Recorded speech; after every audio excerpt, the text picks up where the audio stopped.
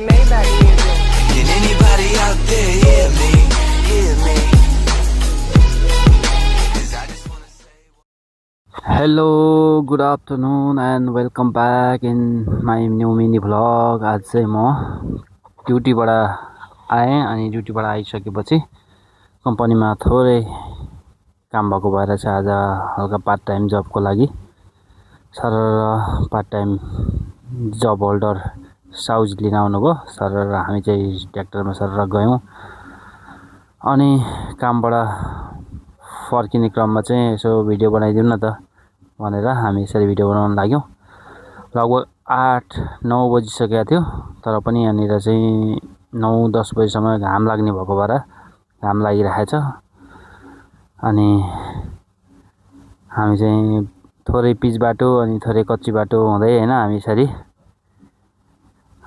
अघि बढ्दैछौँ अनि हाम्रो दाइ चाहिँ घरतिर भिडियो कल गर्दै हुनुहुन्छ अनि भ्लग पनि बनाइरहेको छौँ है हामी भनेर भन्दै हुनुहुन्छ उतातिर किनकि हामी परदेशीहरूको चाहिँ खासै समयहरू नमिल्ने घरतिर कुरा गर्नको लागि किनकि काम जतिखेर हुन्छ त्यतिखेर हिँड्नु परिहाल्यो अनि फर्किँदाखेरि अबेर हुने अनि यताको र उताको समयको डिफ्रेन्ट भएको कारणले गर्दाखेरि अनि यहाँनिर हामी चाहिँ रमाएर यसो गफसफ गर्दै हिँड्दै गरिराखेका छौँ भिडियो पनि बनाउँदै त्यतिखेर जेपिटी के बोलियो अनि त्यही भएर चाहिँ त्यो भोइसलाई चाहिँ काटेर मैले नयाँ भोइस रेकर्ड गरिराखेको छु अनि यहाँ घरतिर यसो कुराकानी हुँदैछ यतिखेरसम्म तपाईँहरू काममा हो भनेर भन्दै हुनुहुन्छ।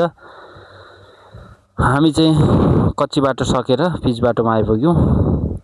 पिच बाटोमा सर एकदम स्पिडमा चाहिँ हाम्रो रेलगाडी चलिरहेको छ हामी यात्राकै क्रममा छौँ र त्यसपछि हाम्रो नेपालकै झल्को दिने बाटोहरूमा आइपुग्यौँ एकदम उकालो बाटोमा सर उकालो बाटोबाट चाहिँ हामी अगाडि बढ्दैछौँ उक्लिँदैछौँ।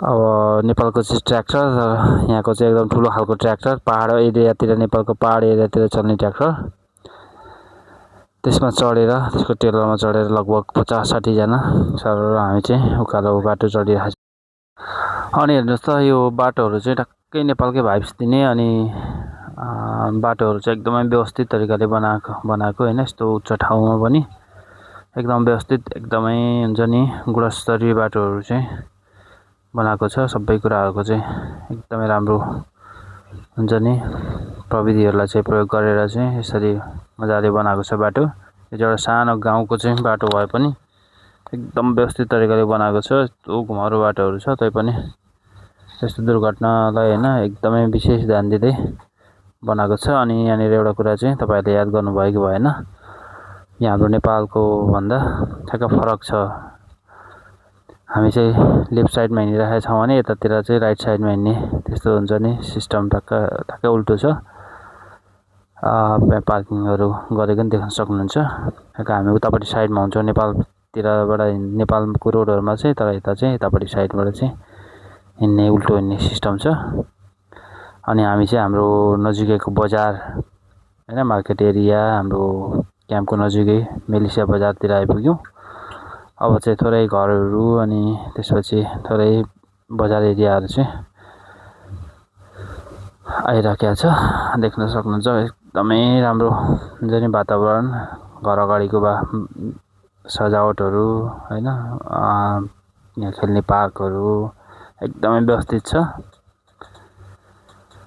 अनि अब हामी चाहिँ यहाँ मार्केट हुँदै हाम्रो क्याम्पतिर जानुपर्ने हुन्छ लगभग 5 मिनेट जतिमा चाहिँ हामी हाम्रो क्याम्पतिर आइपुग्छौँ नभन्दै हामी चाहिँ हाम्रो क्याम्पको छेउमा आइसक्यौँ। हामी पिच रोड सकेर चाहिँ अब हामी थोरै कच्ची बाटो अगाडि हिँड्नुपर्ने हुन्छ। यस्तै छ धुलो बाटो धुलो उडिराखेको छ बाटोमा तर पनि हाम्रो यात्रा निरन्तर अगाडि बढिराखेको छ।